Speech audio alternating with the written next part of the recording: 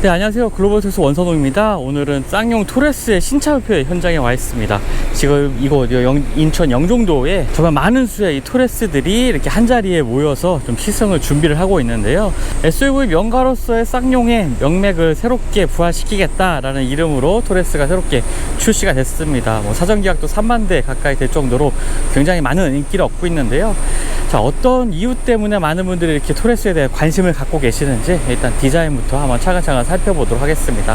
일단 여러 종의 차종이 좀 전시가 되어 있는데요. 색상부터 한번 잠깐 볼까요? 지금 이제 실버 컬러의 차량 보고 계시고요. 그리고 한쪽에는 카키색 컬러의 이러한 토레스도 볼 수가 있습니다. 그리고 화이트 색상 같은 경우에는 이러한 색상으로 좀 표현이 되고 있고요. 또 한쪽에는 레드 컬러 색상도 있는데 레드라기보다는 와인 색상에 좀 가까운 색상도 있네요. 가장 단연 눈에 띄는 색상이 아닌가 싶습니다. 실내 구성 같은 경우에는 브라운이라든지 카키색, 그 다음에 그레이톤 같이 또 내부 실내 색상 같은 경우에도 다양한 컬러로 마련이 되어 있습니다. 이런 점들 때문에 아무래도 좀 젊은 세대들을 공략하기에 좀 좋은 요건들을 좀 갖추고 있다라는 생각이 들고요. 자, 일단 차량 디자인 같은 경우에 전면부 디자인이 굉장히 좀 강인한 인상을 보여주고 있습니다. 앞쪽에 있는 6개의 슬롯으로 구성된 이 라제트 그릴 형상도 특징이 되겠고요. 그리고 위쪽은 조금 가는 형태지만 하단부의 범퍼 같은 경우에 굉장히 두툼한 형태로 되어 있죠. 좀 더 무게중심고를 낮추는 효과도 있고, 그 좌우에 있는 안개 등 이런 구성들로 인해 굉장히 넓어 보이는 효과를 보여주고 있습니다. 실제로 차량 크기도 커지기도 했습니다. 한 전장 전폭 전고가 2cm에서 2.5cm 정도 좀 차량이 커졌는데, 이런 것들이 기존의 이제 코란도 플랫폼을 그대로 사용하면서도 차량 크기를 키웠다는 점이 특징이 되겠고요. 그리고 전면부의 헤드램프 같은 경우에도 LED 헤드램프로 구성되어 있고, 이쪽에 커버가 있는데요. 이 부분은 후크를 고정할 수 있는 커버입니다. 그리고 휠 같은 경우에는 20인치 휠의 형태이고요. 확실히 좀 20인치 정도 돼야지 이 휠하우스에 좀 가득 차는 느낌을 좀 받게 되는 것 같고요. 지금 외관에서 봤을 때도 20인치 휠 정도가 가장 좀 잘 어울리는 모습이긴 합니다. 휠 디자인은 17인치와 18인치를 선택을 할 수가 있는데요. 아마 많은 분들이 지금 보시는 것처럼 20인치 휠을 좀 선택을 하시지 않을까라는 생각도 들기도 합니다. 자, 그리고 보닛 같은 경우에도 굉장히 아래쪽으로 좀 내려와 있는 형상을 좀 보여주고 있습니다.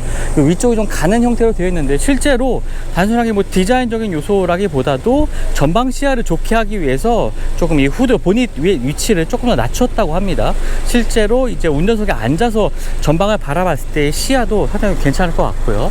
자, 그리고 이 부분이 특징이죠. 이제 후드 가니쉬가 있는데요. 이 부분에는 액세서리를 통해서 액션캠을 고정한다든지 아니면 루프에 짐을 실었을 때 그 짐을 고정하는 끈을 여기에 묶어서 고정시킬 수가 있습니다.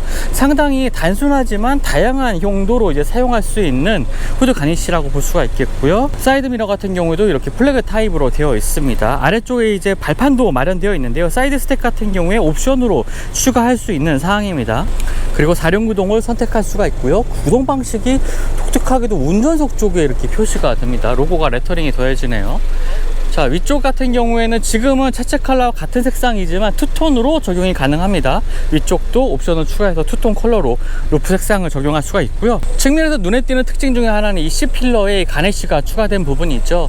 사실 디자인적인 단순하게 이 C필러를 통해서 좀 더 스포티한 인상을 보여주는 특징도 보여주고 있지만, 전고가 상당히 많이 높아졌습니다. 코란도보다도 8cm가 좀 위쪽이 전고가 높아졌기 때문에 자칫 조금 차량이 측면에서 봤을 때 좀 둔한 인상을 줄 수도 있거든요. 하지만 이렇게 C필러 쪽에 이렇게 가니쉬를 더해서 뒤쪽 상당히 넓은 면적을 좀 더 경쾌하게 처리할 수 있는 장점을 가지고 있습니다. 자, 차량의 후면부 디자인도 좀 특징을 가지고 있는데요. 일단은 흡사 타이어를 보관할 수 있는 보관함과 좀 유사하게 생긴 이렇게 차량의 후면부 디자인도 특징이 될 것 같습니다. 뒤쪽에서 정확히 보면요, 이 토레스라는 로고 자체도 약간 좀 왼쪽으로 치우쳐져 있죠. 이런 부분이 좀 오프로드 감성, 정통 SUV다운 이런 특징을 보여주는 요소가 될 것 같고요. 그리고 도어를 여는 손잡이 같은 경우도 이러한 형태로 되어 있습니다. 자칫 옆으로 열리는 게 아닌가 라고 생각하실 수 있을 것 같은데 그렇지는 않고요. 그냥 잡아당기게 되는 경우에 이제 위로 그대로 올라가게 됩니다. 이런 식으로 도어를 열고 닫을 수가 있고요. 다시 한번 누르면 도어가 닫히게 됩니다. 자, 차량의 측면부에 이렇게 보관함이 있는 것도 특징이죠. 랜드로버 디펜더라든지 오프로드 지향의 차량에서 좀 볼 수가 있었습니다. 하지만 그 차량들 같은 경우에는 위로 열리는 형태였죠. 하지만 토레스 같은 경우는 이 보관함이 아래로 이렇게 열리게 됩니다. 그래서 이 선반 부분을 활용을 해서 물건을 올린다든지 하는 용도로도 또 활용할 수 있다는 점도 장점이 되는 것 같습니다. 네, 적재 공간 확인해 볼 텐데요. 이렇게 한 번만 터치를 해서 열 수 있는 적재 공간이 마련되어 있습니다. 기본적으로 한 700리터 이상의 공간을 확보를 하고 있고요. 아래쪽 플로어까지 사용하게 되면 800리터, 850리터 이상의 공간을 확보를 하고 있습니다. 시트를 모두 적게 되면은 굉장히 넓은 공간을 또 추가로 적재 공간을 확보를 할 수가 있고요. 자, 지금은 시트를 모두 접은 상태인데요. 2열 시트와 적재 공간 사이에 플로어 간의 간격도 그렇게 넓진 않습니다. 조금 더 깔끔하게 마감되어 있으면 좋지 않았을까라는 생각도 들긴 하는데 사용하는데 불편함은 없을 것 같고요.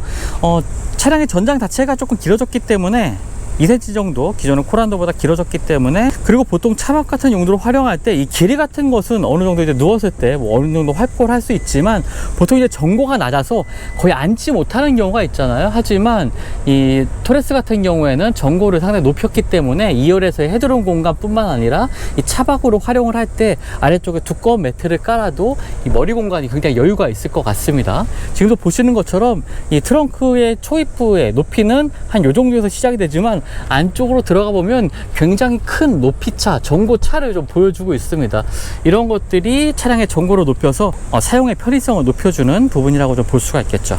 그리고 한쪽으로는 이제 밴드가 달려있는 수납 공간도 따로 마련되어 있고요. 조명 같은 것도 설치가 되어 있습니다. 트렁크 도어 쪽에 조명이 또 따로 설치가 되어 있습니다. 터치로 작동할 수 있는 이러한 조명을 활용할 수가 있어서요. 야외 활동할 때 조명만 켜고 이쪽에 이제 앉아서 휴식을 취할 수 있는 용도로 활용하기에도 정말 좋아 보이는 이런 옵션들이 추가가 되어 있다는 것을 좀 확인할 수가 있었습니다. 네, 이제 한번 실내 공간 살펴보도록 하겠습니다. 전혀 새로워진 디자인의 이러한 분위기를 느낄 수가 있고요. 특히나 이제 디지털화된 부분이 가장 큰 이 토레스의 장점이라고 볼 수가 있겠습니다. 일단은 측면부에 실내 디자인이 이제 브라운 컬러 기조의 실내 구성이 되어 있습니다. 자, 특징적인 부분 중에 하나는 이 부분에 이렇게 군안 시에 이제 유리를 깰 수 있는 이러한 기능들, 그리고 안전벨트를 끊을 수 있는 이러한 툴이 또 마련되어 있습니다. 여러 가지 용도로 활용할 수 있는 툴이 모든 전트림에 기본적으로 적용이 됩니다. 사실 토레스 디자인을 하면서 뭔가 실내에 앉았을 때 놀랄만한 이러한 소소한 요소들을 좀 전해주고 싶었다라는 디자인 그 방향성도 들을 수가 있는데요. 바로 그것이 이러한 툴의 형태로 좀 반영이 된 것 같습니다. 오프로드에서 그리고 야외 활동에서 좀 더 쓸모있는 기능을 가지고 있는 툴이라고 보시면 되겠고요. 그리고 T7 트림부터는 기본적으로 이제 전동 시트가 적용이 되고요. 허리에 지지해 줄 수 있는 부분도 이렇게 확장을 할 수가 있습니다. 지금 시승차 같은 경우에는 스포츠 페달이 적용이 되지 않았습니다. 스포츠 페달도 옵션으로 선택을 할 수가 있는데요.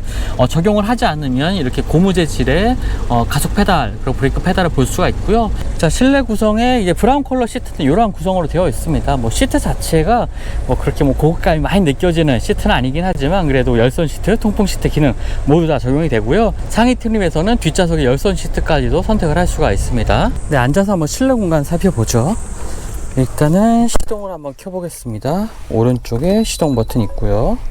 시동을 킨 상태에서 조금 눈에 띄는 부분은 일단 계기판의 형태에서 굉장히 좀 슬림한 형태로 되어 있습니다. 그리고 가운데 부분은 이제 디지털 계기판이고요. 좌우로는 이제 그래픽만 디지털처럼 보이는 이런 디자인을 적용을 하고 있습니다. 자, 이렇게 슬림한 형태로 이 디지털 계기판을 만든 이유는 이 대시보드를 조금 더 평평하게 하기 위해서라고 합니다. 이 대시보드 보통 이제 계기판이 있는 경우에는, 넓은 계기판이 있는 경우에는 이 위쪽에 후드가 카울 같은 것들이 마련되든가 하는 경우가 있는데요. 하지만 대시보드를 평평하게 가져오면서 이 전방 시야를 굉장히 넓게 편안하게 만들었다고 합니다. 이런 점들도 주행 중에 조금 더 시야 확보를 통해서 안전을 확보하기 위한 이러한 디자인 요소라고 하고요. 여러 가지 기능들을 확인하는데 큰 무리는 없어 보입니다. 일단 스티어링 휠의 오른쪽에 있는 버튼들을 누르게 되면은 이 가운데 정보들이 바뀌게 되고요.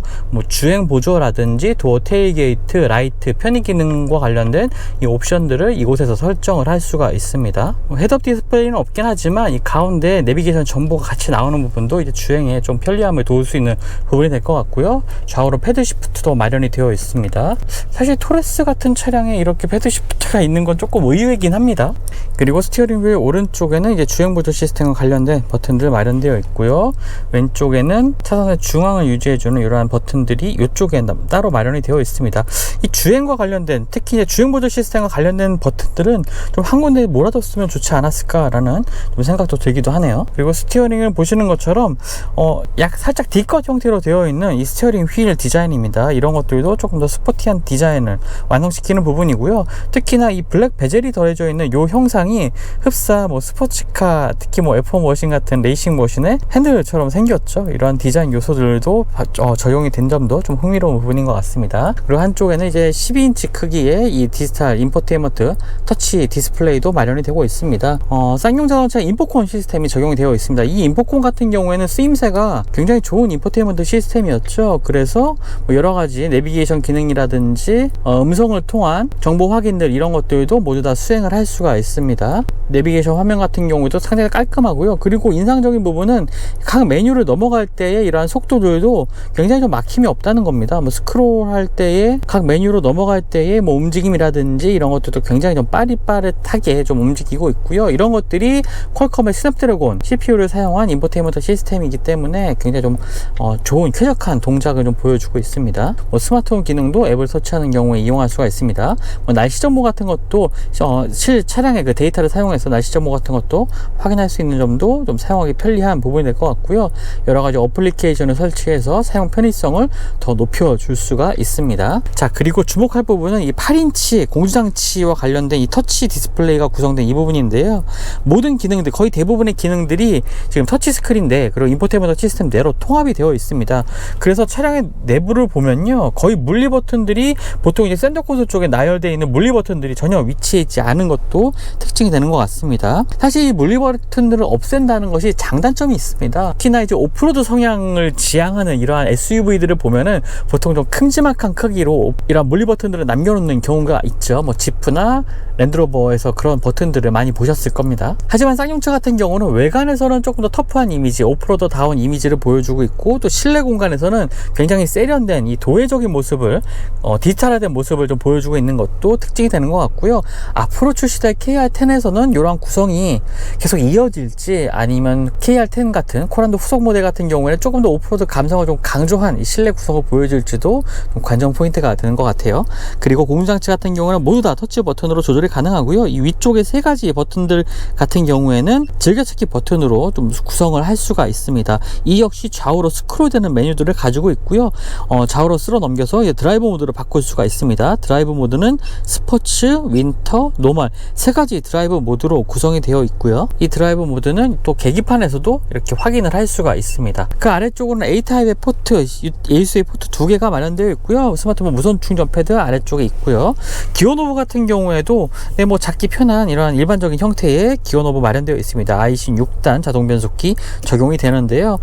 조금 더 디지털화된, 그리고 지금 위쪽에 2개의 디스플레이와 좀 어울리는 기어노브 작동 방식이라면 버튼식이라든지 다이얼도 구상을 해볼 수가 있었을 텐데, 일단 이 차량들 같은 경우는 코란도 차량을 기반으로 하고 있습니다.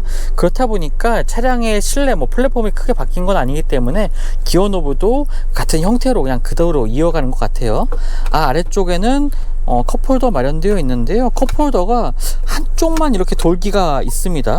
그래서 컵을 지지해주는 능력, 벽을 잡아주는 능력이 그렇게 좋진 않네요. 하지만 만약 컵을 없애는 경우에는 이 실내 공간을 모두 다 사용할 수 있기 때문에 편하게 사용하실 수가 있을 것 같습니다.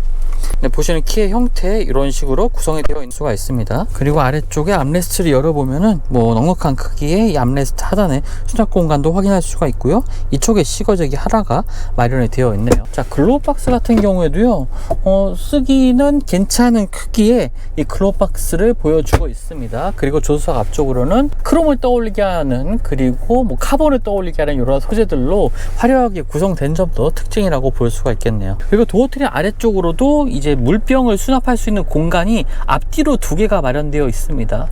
곳곳에 수납 공간들이 뭐 물건을 아주 보관하기 좋은 형태로 되어 있고요. 위쪽에 보시면 데이터가 연결되기 때문에 뭐 SOS 이러한 기능이라든지 내부 실내 등이 마련되어 있는데, 이 부분이 터치는 아닙니다. 이 부분은 터치는 아니고 버튼을 눌러서 작동을 하게 됩니다. 자, 2열 공간 한번 살펴보겠습니다. 뭐 2열 공간 같은 경우에는 이 코란도의 플랫폼을 거의 그대로 가져왔습니다. 휠 베이스도 5mm밖에 좀 늘어나지 않았기 때문에 실내 공간에 있어서는 뭐 코란도와 큰 차이점이 없다라고 볼 수도 있겠는데요. 하지만 이 무릎 공간은 거의 그대로 가져왔지만 헤드룸 공간이 굉장히 넓어졌습니다. 전고가 상당히 많이 높아졌기 때문인데요. 이런 것들이 어떻게 반영되어 있는지 살펴보죠. 일단 도어 쪽에는 이 가림막도 마련이 되어 있는데요. 상위 트림인 T7에서만 이 가림막이 이제 기본으로 장착이 됩니다. 아래쪽 도어 하단에도 이렇게 넉넉한 수납 공간 마련되어 있고요. 자, 앉아 보면요. 일단 뭐 공간에서는 뭐 여유가 있습니다. 기존의 뭐 코란도 플랫폼과 거의 동일하기 때문에 주먹이 저한테는 한 2개 정도가 들어가는 이런 넉넉한 무릎 공간 보여주고 있고요. 특히나 이 머리 공간이 굉장히 여유가 있습니다. 지금 뭐 주먹이 거의 한 2개 정도 들어갈 정도로 굉장히 머리 공간에 여유가 있기 때문에요. 착석을 해보면 차가 정말 많이 커진 듯한 인상을 받게 됩니다. 이제 키가 크신 분들도 2열에서도 전혀 불편함이 없을 것 같습니다. 그리고 앞쪽에는 송풍구가 마련되어 있고요. 그리고 충전 단자도 A타입이 2개가 마련되어 있습니다. 아래쪽에 작은 수납 공간 있고요. 앞쪽에 뭐 발을 뻗어서 놓는 공간도 굉장히 여유가 있네요. 특히나 이 발끝 공간 같은 경우에도 높이가 굉장히 여유가 있어서요. 뭐 키가 크신 분들은 머리 공간뿐만 아니라 발을 뻗어서 놓았을 때 이 공간도 굉장히 여유가 있을 것 같습니다. 자, 그리고 시트 같은 경우는 리클라이닝 기능을 적용을 하는데요. 뭐 2단으로 각도를 조절할 수가 있습니다. 지금 이쪽이 가장 눕혀놓은 상태이고, 지금 오른쪽 같은 경우는 세워놓은 상태인데요. 뭐 각도 차이가 이 정도 나네요. 그래도 생각보다 이 눕혀놨을 때 각도가 좀 많이 그래도 기울어진다는 느낌이 들어서 뒷좌석의 시트의 착자감도 나쁘지 않은 편이고요. 그리고 이렇게 시트를 접었을 때 보통 접게 되면은 이 안전벨트가 이렇게 걸려서 잘 접히지 않는 경우가 있는데, 그런 경우에는 이 측면에 있는 벨트 거리에 벨트를 이런 식으로 고정을 해주면은 좀 편안하게 또 시트도 접을 수 있고 걸리지 않고 접었다 펼 수가 있습니다. 시트는 4대6으로 이제 폴딩되는 시트이고요. 모두 접었을 때 굉장히 넉넉한 이 실내 공간, 적재 공간을 확보를 할 수가 있습니다.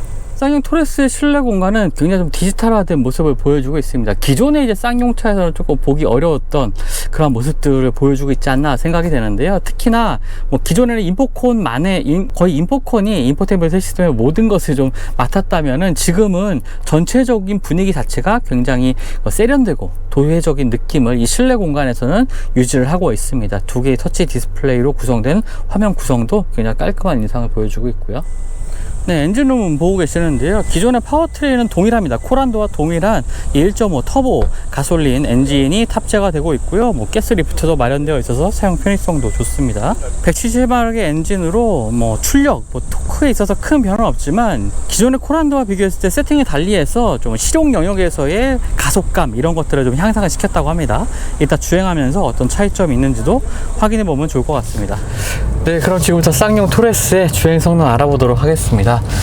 많은 분들도 기다리기도 했고, 실제로 사전 계약도 3만 대 가까이 됐습니다. 그만큼 많은 분들이 이 쌍용차에 거는, 이 새 차에 좀 거는 기대도 좀 큰 것 같은데요. 오늘 신차 발표 현장도 뭐 오늘 날씨도 굉장히 덥긴 하지만 취재 여기도 뜨거웠습니다. 거기다가 KG그룹의 관계자분들이 상당히 많이 왔더라고요. 그래서 정말 신차 발표 현장이 코로나 이전에 했던 신차 발표 현장만큼 굉장히 많은 사람들이 찾아줬습니다. 지금은 이제 주행 모드를 일단 스포츠 모드로 놓고 주행을 하고 있는데요. 뭐 이 상황에서 가속 페달을 밟으면은 뭐 그렇게 출력이 높은 차량은 아니기 때문에 가속 성능 자체는 뭐 무난한 편입니다. 파워트레인도 기존의 코란도의 파워트레인을 그대로 가져오면서 세팅만 살짝 다시 했는데요. 이제 실용 영역에서의 가속 성능을 살짝 높였다고 합니다. 하지만 처음으로 이제 쌍용차를 토레스로 처음 만나는 분들이라면 그냥 뭐 무난한 가속 성능이라고 좀 평가를 하실 것 같아요. 이러한 가속 성능만 봐도 토레스의 성격이 딱 드러나는 것 같습니다. 대부분의 도로 환경에서 부담 없이 편안하게 주행할 수 있는 이런 파워트레인 성능, 뭐 주행성이라고 보여지고요. 주행 모드 같은 경우에 노멀, 그 다음에 스포츠, 윈터 3가지 주행 모드를 가지고 있습니다. 있습니다. 스포츠 모드로 바꾸게 되면은 스티어링 휠의 담력이 조금 더 강해지고요. 가속 페달의 응답성도 약간 향상이 됩니다. 하지만 이 가속 페달의 응답성 같은 경우에는 그 차이가 정말 미미하게 느껴지고요. 조금 크게 차이가 나는 부분이라면 이제 스티어링 휠의 응답성 부분인데요. 상당히 좀 무게가 무거워집니다. 그렇기 때문에 스포츠 모드에서는 조금은 더 힘을 들여서 이제 조향을 해야 되고요. 스티어링 휠의 담력은 무거워지는 반면에 뭐 그렇다고 차량의 움직임 자체가 굉장히 뭐 예리해지진 않습니다. 그러니까 노멀 모드와 스포츠 모드 간의 이제 주행 모드 간의 차이가 그렇게 뭐 크지 않다라고 볼 수도 있겠고요. 차량의 서스펜션 세팅 자체도 뭐 이렇게 단단한 편은 아닙니다. 비교적 부드러운 편이고요.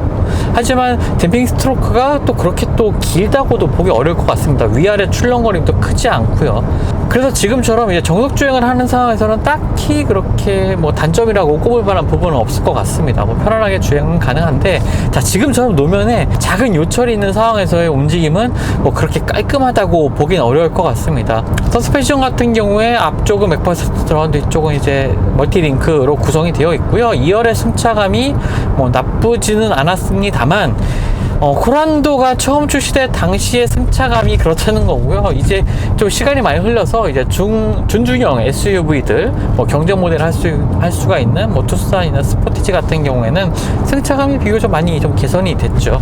거기에 비해서 이 토레스 같은 경우에는 조금 더 속도를 높인다거나 뭐 스포티한 주행을 즐기기에 전혀 적합한 차량은 아니라고 생각이 됩니다. 작은 요철들을 아주 좀 깔끔하게 뭐 군더더기 없이 걸러낸다, 이러한 것은 조금 찾기 어려울 것 같고요. 하지만 일반 시내 도로에서나 정속 주행하는 경우, 시속 한 50에서 100km 사이로 주행하는 경우에는 그렇게 크게 부담스럽지 않은 주행을 할 수가 있다는 점이 특징이 되는 것 같고요. 전반적으로는 뭐 무난한 이 주행 질감을 가지고 있다라고 볼 수가 있겠습니다. 소음 측면에 있어서는 사실 경쟁 모델과 비교했을 때 조금 소음이 좀 크게 들리는 부분은 있습니다. 특히나 이 차차 하부에서 올라오는 소음 같은 경우에 조금 크게 느껴지는 부분이 있고요. 속도를 높였을 때 뭐 100km 이상으로 주행을 했을 때는 이제 A필러 쪽에서는 풍절음이 다소 좀 크게 들리는 부분이 있습니다. 엔진 같은 경우는 1.5L 가솔린 터보 엔진을 탑재했다고 했는데, 좀 가속을 해보면요, 지금처럼 지금 정속 주행하는 상태에서 가속을 해보면 가속하는 상황에서의 뭐 즉각적인 반응도 조금 반응 속도도 느리긴 하지만 엔진 소음도 다소 좀 크게 들어오는 편입니다. 엔진룸과 객실 사이에 좀 차음도 조금 부족하지 않나 라고 생각이 듭니다. 이 급의 차량에서의 뭐 차량의 소음, 하부에서 올라오는 소음, 뭐 엔진룸에서 올라오는 소음, 이런 것을 좀 감안해 본다면 그냥 무난한 수준 정도로 보여집니다. 자, 지금 같은 상황에서 과속 방지턱을 넘을 때도 사실 조금 요철의 크기가 큰 고도차가 있는 부분에서는 오히려 2차적인 충격 같은 경우에는 뭐 잘 흡수하는 부분이 있는 것 같아요. 하지만 잔진동을 처리하는 능력은 조금 부족한 것 같습니다. 확실히 좌우 롤은 코너로 돌아갈 때 움직임에서의 좌우 롤은 어느 정도 있는 편입니다. 정차 상황에서 급가속을 할 때도 뭐 제원표 상에서는 뭐 기존에 뭐 코란도에 적용됐던 그 엔진보다는 어느 정도 가속 성능이 향상됐다라고 얘기를 하긴 하지만 극적인 차이를 보이는 건 아닌 것 같습니다. 앞서 토레스의 개발 기간이 상당히 좀 짧았다라는 얘기도 드렸는데요. 사실 쌍용차가 이렇게 신차를 개발하는데 뭐 많은 투자를 할 수가 없는 상황이 이어졌었죠. 아직까지 확정된 것까지는 아니지만 그래도 KG그룹이 쌍용차를 인수하는 과정을 지금 진행하고 있으니까요, 좀 좋은 결과가 있길 바라겠고요. 아무래도 쌍용차 같은 경우는 이 KG그룹 인수를 준비를 하면서 팔만한 차가 있다는 것을 좀 보여줄 수밖에 없었겠죠. 그래서 좀 토레스를 좀 빨리 개발하지 않았나라는 생각도 들고요. 그래서 이제 주행 성능이 조금 아쉬운 점들이 바로 이런 부분에서 좀 드러나는 것 같습니다. 개발 기간이 좀 더 길었다면, 오랜 좀 테스트 과정을 거치면서 좀 아쉬웠던 부분들, 깔끔하지 못한, 세련되지 못한 이 주행 질감 같은 경우를 충분히 다듬었을 것 같아요. 하지만 짧은 개발 기간을 거쳐서 이렇게 출시가 된 것 같고요. 하지만 그럼에도 불구하고 토레스의 성공 가능성을 이제 점칠 수 있는 것은 이 외관 디자인의 변화, 그리고 차량의 내부에서 느껴지는 좀 사용 편의성의 개선, 그리고 전체적으로 정통 SUV 브랜드로 거듭나기 위해서 차량의 상품성을 높인 점, 그리고 또 정통 SUV답게 여러 가지 실용성이 돋보이는 이런 포인트들이 적용됐다는 점, 이런 것들에서 쌍용 토레스가 여러 가지 면에서 앞으로 좀 많은 사랑을 좀 받지 않을까, 많은 분들의 선택을 받지 않을까라는 생각이 들기도 합니다. 아쉬운 점이 있는 것은 사실입니다. 하지만 그것이 토레스의 가치를 떨어뜨릴 만한 단점이라고 생각되진 않고요. 특히나 중요한 점은 가격 대비 이 상품성이라고 볼 수가 있겠습니다. 가격이 2,700만 원부터 시작을 하죠. 엔트리 트림은 T5, 그 다음에 상위 트림 T7이 있는데요. 이 두 가지 트림을 놓고 비교해 봤을 때 많은 분들이 T7 트림을 선택을 하시지 않을까 생각이 됩니다. 그리고 T7 트림을 선택하자고 봤을 때 3천만 원 초반부터 풀옵션은 3,800, 3,700만 원대까지 가격이 올라가긴 하지만 경쟁 모델들과 비교했을 때 가격 차이가 500에서 600만 원 가까이 차이가 난다는 점, 그리고 준중형 SUV라는 점을 봤을 때 가격 대비 상품성도 굉장히 좀 뛰어나게 잘 갖춰져 있다라는 평가를 좀 내릴 수가 있을 것 같습니다. 관건은 얼마나 이제 양산을 원활하게 이뤄낼 수 있는가일 것 같은데요. 쌍용차 같은 경우에는 오늘 신차 발표를 통해서 올해 25,000대에서 27,000대 정도의 판매를 기록하지 않을까라고 좀 예상을 하고 있습니다. 이미 올해 판매될 물량 같은 경우에는 예약이 끝났다고 봐도 무방할 것 같죠. 그래도 지금 다른 제조사들의 SUV들이 구매를 하는데 너무 많은 시간이 좀 소요되는 것에 비해서는 그래도 쌍용 토레스는 비교적 빠른 시간 안에 차량을 받지 않을까라고 생각이 됩니다. 그런 점들까지 고려한다면 토레스의 장점, 매력 같은 것들은 좀 더 가치를 높일 수가 있을 것 같고요. 그리고 중요한 점은 쌍용차가 이제 토레스를 통해서 정통 SUV 브랜드로 이제 거듭난다는 점입니다. 오늘 상당히 정강 소식들도 들려왔죠. 내년에는 이제 토레스의 전기차가 선보일 예정이고요. 2024년에는 쌍용 코란도의 후속 모델, 거기다가 2040년 후반기에는 전기 픽업 트럭까지 선보일 예정이라고 합니다. 정말 다양한 차량들이 이제 올해 그리고 내년, 내후년까지 준비를 착착 진행하고 있는데요. 코란도 후속 모델 같은 경우에는요, 이번에 출시되는 이 토레스를 통해서 얻은 소비자들의 반응, 피드백을 다시 한번 반영해서 좀 더 완성도 높은 차량으로 출시가 될 예정이라고 합니다. 거기다가 이 코란도의 아이덴티티였던 동그란 헤드램프, 그리고 정통 오프로더로서의 디자인, 이런 것들까지도 충실히 반영을 해서 굉장히 매력적인 차량으로 출시가 된다고 하니까요. 코란도도 상당히 좀 기대해 볼 만할 것 같고요. 거기다가 전기 픽업 트럭, 국내에서는 아마 처음 출시가 되는 전기 픽업 트럭이 되겠죠. 이 전기 픽업 트럭까지 앞으로 기대작들이 속속 출시될 것 같습니다. 네, 지금까지 글로벌 오토스 원선호였고요. 저는 또 다음 시상을 통해서 만나 뵙도록 하겠습니다. 감사합니다.